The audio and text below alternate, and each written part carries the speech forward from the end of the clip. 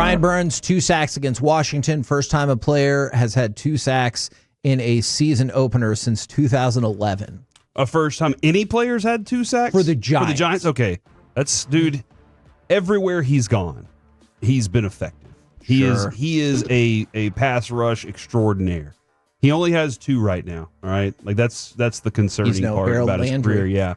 But he had 9, 9, 12 and a half, 8, 8. But he's always one of those players that wherever he is, people are like, that's the guy, the best dude on the team.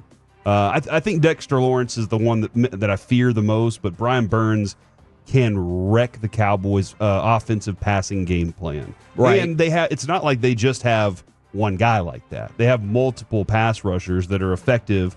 And then, again, going back to Dexter's laboratory right there in the middle. Yeah, what does this button do? He's right there in the middle, just wrecking shop on not only their pass rush, too, but their run stopping ability. So, like, this is one of those teams that their front 7 is very stout and not a lot of fun to deal with on a daily basis. Yeah, no, I'm with you, and I know we have, although I thought Mickey brought up a fair point. He goes, what have the Cowboys done? And I was like, that's a good point. They played a close game, but they still lost. Good point. But you're right. With that combination of, you mentioned Lawrence, or we just played the highlight for Burns, and then you've got Leonard Williams and Kayvon Thibodeau. Like, that's obviously what they're leaning on as being the strength of this team. So the potential could be there to make life difficult for Dak Prescott. And we've talked quite a bit in the aftermath of last Thursday's game about the potential, we're hoping, gelling of this offensive line. You know what? I hadn't even really thought about this. Do you think the extra few days does anything for the Cowboys as well in terms of strategy? Because sometimes we talk about the mini bye, and obviously it was the first game of the season, so the Cowboys were pretty darn healthy, but you have a couple extra games to prep, extra days to prep for this. It's an interesting question because it doesn't depend on how you utilize the time. Fair. I believe, based on what Brian Schottenheimer tells me, is nobody's going to outwork me. I'm in here, early enough and later than everybody else, probably getting home around midnight. And how do you use your time? Are you just kind of sitting around chatting with everybody, or are you doing effective work? Having the extra day, do you take that to go hang out by the pool, or do you take that extra day to watch just a little bit more film and figure out, oh, man, because Broadus said this the other day, and I really loved what he was saying. You go into a game, and Broadus said, I spent my whole career looking for weaknesses on opponents. Yeah. My entire career. And so why do I want the coach and his staff to go in there and attack the weakness? Because that's the best way to defeat the team, is find what their weakness is and just go after it over and over and over. And it's those little details that give you that weakness. Go back to that Super Bowl, the 28-3 comeback for the New England Patriots. They detail the way that Julio Jones broke left or right earlier in the season, and how the injury that he had leading into the Super Bowl was going to affect a certain play on a third down, that they got the ball back because of how much detail they paid attention to. So yes, Kevin, I do think that if you use it effectively, that you're able to benefit definitely from the extra day and rest. I mean, sometimes the rest part of it, your body recovery, obviously not Deron Bland, but the rest of the body's out there. What if they're watching film by the pool? Does that still count from the 90s? I'm all right with that. Yeah. Okay. Watch as long as you're looking for the small details that help you get the edge. The person that they fear is Jameis Winston. I still think it would be Jackson Dart that came in instead, but from the 2-4, I still fear Russell Wilson because of the scrambling. And we talked about the inability to seal off the edge. I guess the good news is the Giants did nothing running-wise that wasn't Russell Wilson last week. So it feels like the last couple of years, Kevin, I want to say the last couple of years, maybe it was last year specifically, the Cowboys just got ate up by running quarterbacks. Do you remember coming in week after week feeling like, man, even quarterbacks that weren't running quarterbacks were able to pick up yards against this team? So my question to you was about to be, do you think that because they got, I'm not going to say embarrassed by Jalen Hurts, but embarrassed by Jalen Hurts so effectively on a standalone game like that the Cowboys are like, all right, we're cleaning that up immediately, or does that we're still going to run our defense the way we do? Not necessarily. I think it might look like that just because Jalen Hurts is a better runner than Russell Wilson, or I think now a better improviser than Russell Wilson. So I think it might look like a better result, but I don't know if I'll be ready to say they like tighten it up. Yeah. Does that make sense? Yep. All right. So what to do at cornerback, because you get the news that Deron Bland is going to be out for this game. I know there's speculation that it might just be this game. There are other people who think this could be a multi-week deal, but it looks very, very, very unlikely that he is going to play. And then you have Trayvon Diggs, who only had 27 snaps against Philly. You going to add more to that? Yes. And he said, and this is what's a little tricky about it. He was talking about how he's ready for more this week against New York, but maybe not every snap. He said, a little bit more than last week, I feel like is best, smartest, and safest. And he is so right about that. Will that be altered at all because of Deron Bland, because they feel like out of necessity? Or do you think cooler heads will prevail and they'll be like, well, this is just one game, and like potentially re-injuring Trayvon by turning him out more than you needed to is probably not a good idea. Yeah, man, this is the I don't know exactly how to phrase this, but when you have a situation like this, I think you stick to the original plan.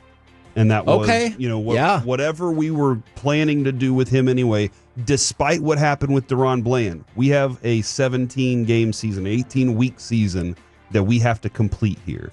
And anything else could happen to him at some point that is fluky or freaky or whatever. But we don't want to be the reason that because we pushed it too hard and too far. And, Kevin, there's enough science at this point. There's enough data.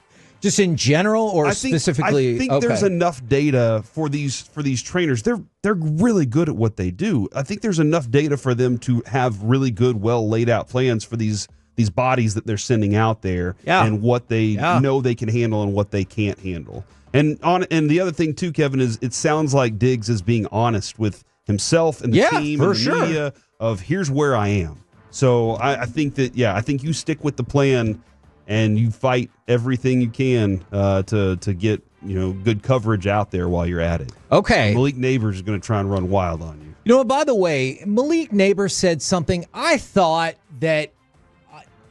he got unfairly criticized in the aftermath of that loss for like the despondent look, and then the kind of pseudo argument with Brian Dable, which just included him like being upset for a second and then not like dapping him back and having a towel over his head. He was upset because they were losing. Now I know, he didn't like to lose. And I know people think it's just his stats. I do not think that was a reaction to just not getting the ball more. I thought he was upset because they were losing. He has RBF, is what he says too. Like he's like, that's just Noah my face. has that.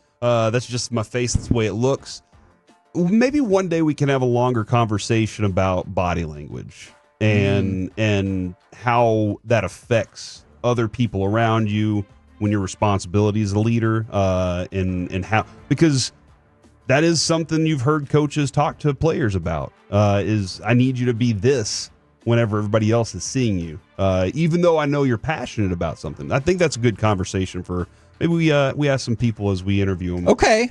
No, as you're interviewing Canelo and Terrence Crawford tomorrow. I will do my best. I will also patrol the casino to really see if anybody is out there of importance. So I promise I will stay in the casino till late hours to try to get interviews. I have concerns. Me too. I have a lot of concerns for Kevin's gambling situation. You need to be most concerned for Saturday college football, and I'm gonna be like, I made all the bets, Corey.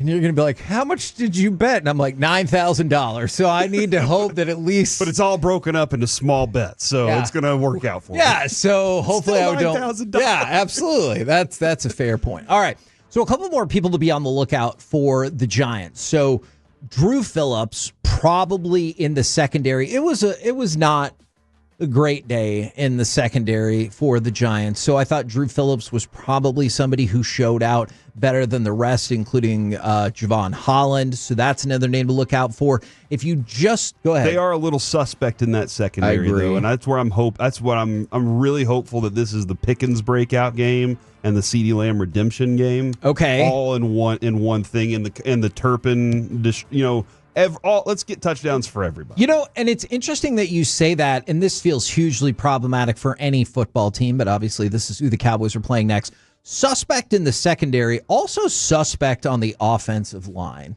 is they have people in positions that, I don't know, maybe feel like perhaps they're not true NFL starters, or they're at least it's a bad subpar. Offensive line. Yes. It's bad. And so you have an opportunity to take advantage of that as well as the secondary. I did want to point out at least one more player to keep an eye out on is Bobby Okereke. And yes, he had 16 tackles in the season opener. Now, I know did lead the league in tackles, I believe. Ooh, probably, yeah. Right? That's a crap ton of tackles. And that's he's only the second Giants player since 94 to have that many tackles in a season opener. Now, I know just getting tackles is not always indicative that you played well, because some of those could be kind of re-tackles off of something you missed. Some of them could be tackles at the second level for a play you really should have had stopped at the first level, but that's pretty eye-popping for me. No, I think that you're dead on there, but it shows that dude's everywhere. And when that dude's everywhere, that's important. 16 was the leader for the week. Jordan Brooks had 14. Tyrell Dodson had 13. Both of those guys were playing for Miami, Kevin. Oh. So 27 tackles from the Miami players. So what's the problem? They're terrible. By the way, that means he's on pace for 272 tackles. So keep an eye out on that. I'm going to go find single-season tackles leader. That's got to be the most by probably a pretty good how you're margin, already, right? You're throwing that number out there. Single season, 156. Yeah, okay. So that is like, that's just an insane number.